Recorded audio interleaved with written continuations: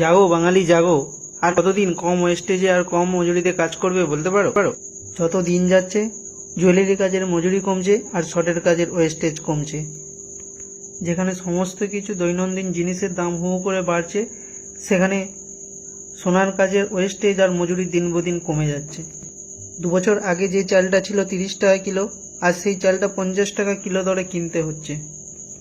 যে মুড়িটা ছিল 30 টাকা কিলো, আজ সেই মুড়িটা হয়েছে 70 টাকা কিলো। 10 টাকার চপ মুড়ি আজ 20 টাকা, 15 টাকার পরোটা আজ 25 টাকা। আর গুজরাটি নাস্তা সে তো আকাশ ছোঁয়া দাম। যে মস্কা পাউটা 2 বছর আগে 10 টাকা দিয়ে কিনে খেতাম, আজ সেই মস্কা পাউয়ের দাম হয়েছে 30 টাকা। তারপরেও আমাদের কাজের ওয়েস্টেজ আর মজুরি বাড়ছে না, উল্টে ওয়েস্টেজ মজুরি কমে যাচ্ছে। এর জন্য দায়ী কিন্তু আমরা বাঙালিরাই। বেশি কাজ পাওয়ার আশায় একজন আর একজনের থেকে কমে করতে করতে আজ এই পরিস্থিতি তৈরি হয়েছে।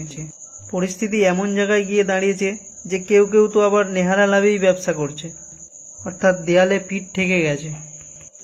এরপরেও যদি আমরা না সচেতন হই, তাহলে কিন্তু ওই ঠেক দেওয়ার মতো দেয়ালটাও আর থাকবে না। তাই এখন থেকে কম ওয়েস্টেজে কম মজুরিতে কাজ করে শোরুমওয়ালা আর ব্যাপারীকে কোটিপতি না করে নিজেদের অস্তিত্বকে বাঁচাতে ওয়েস্টেজ বাড়াও, মজুরি বাড়াও। এই সিচুয়েশন যে শুধু কেবল গুজরাটে তা কিন্তু নয়, বোম্বে, দিল্লি, কলকাতা, হায়দ্রাবাদ সব জায়গায় একই সিচুয়েশন।